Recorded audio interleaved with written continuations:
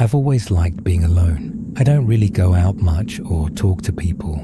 I'm not rude or anything. I just feel more comfortable by myself. Last winter, I moved into a small apartment on the edge of town. It was quiet, and that's what I wanted. The place was on the top floor, at the end of a long hallway. The rent was cheap because the building was old, but it felt fine to me. Most nights I stayed home, watched videos, or read something before sleeping. Nothing strange ever happened for the first few weeks. Then one night, around 2 a.m, I saw something outside my window. There were trees behind the parking lot, and I noticed someone standing there. At first, I thought it was just a person passing by, but they didn't move. They were standing between the trees, looking straight toward my window.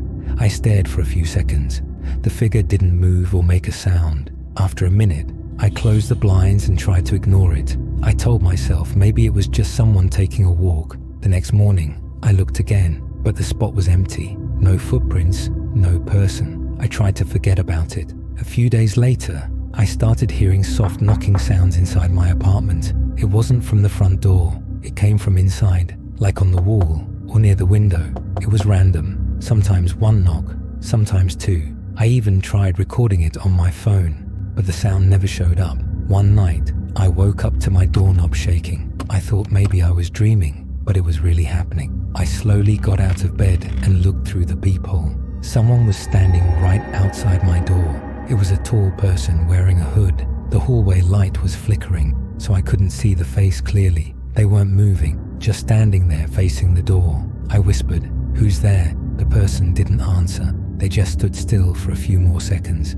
then turned and walked away. I barely slept that night. The next morning, I told my landlord, but he said there were no cameras in that hallway. He thought maybe it was a prank. After that, small things around my apartment started to feel wrong. My coffee mug was on the wrong counter. My chair was turned a different way. Once, I came home and saw the balcony door slightly open. Even though I never used it, there were small muddy footprints near it.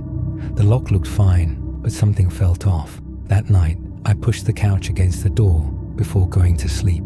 Around 3 a.m, I woke up again. I didn't know why until I heard something, a soft sound, like tapping. It wasn't from the door this time. It came from under my bed. I froze. Then I heard breathing, slow, heavy breathing right below me. I jumped out of bed, pushed the couch aside, and ran into the hallway. I called building security. When they came, whoever was under the bed was gone. They said the balcony door had been forced open. Under the bed, they found a Polaroid photo. It was a picture of my room. I was in it, sitting at my desk, reading a book. Someone had taken that picture from inside my apartment. The police said it could have been a stalker. They told me to stay with a friend until they checked the place. So I packed a bag and went to my friend's apartment that same night. For the first time in weeks, I felt a bit safe. But then, around midnight, I got a text from an unknown number. It had no words, just one photo. It was me, lying on my friend's couch. The picture was taken from the hallway. I don't like talking to people much. That's one reason I took a job as a night guard at an old cemetery. It was quiet and no one bothered me. My small office was near the gate and I had to walk around every few hours to check the area. The first few nights were fine. Nothing strange happened. I listened to the radio while I worked and walked around with my flashlight. One night, around 2 a.m, I saw a small light far away near the back fence. It looked like a candle sitting on one of the graves. That part of the cemetery was very old. No one had been buried there for many years. I walked closer, but before I reached it, the light went out. When I got there, I saw a headstone with no name, only numbers that looked like a date. The ground around it looked soft, like it had been moved recently. I started to walk back when I heard a sound behind me. It was quiet at first, then louder, like someone was digging in the dirt. I turned fast and pointed my flashlight. The sound stopped. No one was there. I looked down and saw footprints. They were fresh, but they didn't go anywhere. They stopped right in front of a grave. I walked back to the office and locked the door.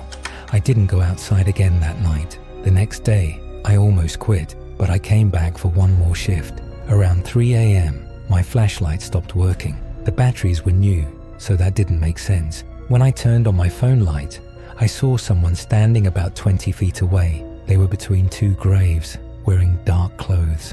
I called out, "You can't be here." The person didn't move. Then they slowly went down, not like walking, more like the ground opened and they sank in.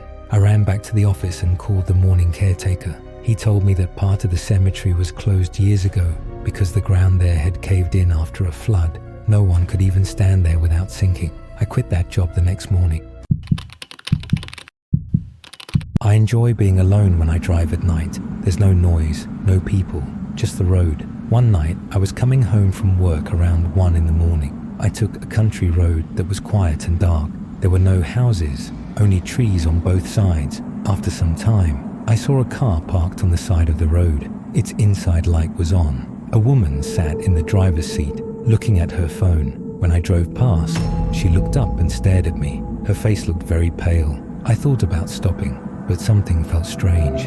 Her car didn't look broken, and she didn't try to wave for help. I kept driving. A few minutes later, I looked in my mirror. The same car was behind me now, with its headlights on. I got a bad feeling. When I slowed down, it slowed too. When I sped up, it did the same. Then the headlights turned off, but I could still hear the sound of tires behind me. I couldn't see anything in the mirror. I just kept driving. When I saw a small gas station up ahead, I turned in fast. The other car didn't follow. I stopped and got out. That's when I saw something on the back of my car. There was wet mud and handprints all over the trunk and rear window. The man working at the gas station told me other drivers had seen a woman like that on the same road. He said years ago, someone was hit and killed there while trying to get help. They never found who did it. I didn't drive that road again after that night, but I still wonder if that woman was trying to get help or trying to stop someone else from leaving, like someone had been holding on to it.